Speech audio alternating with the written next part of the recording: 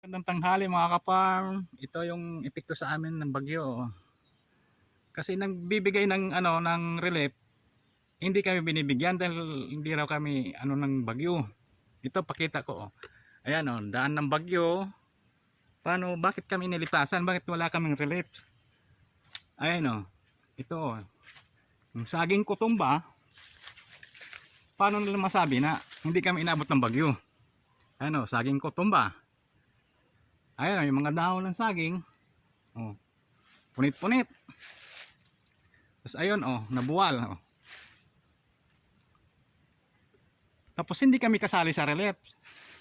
Ano yun? Lumipas sa amin yung hangin. Ayan ang katunayan na tumba yung saging ko.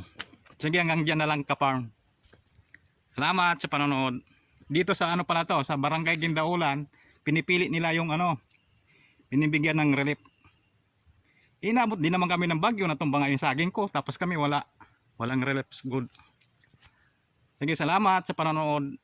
Sana makarating to sa kanila para malaman nila yung pinaggagawa nila.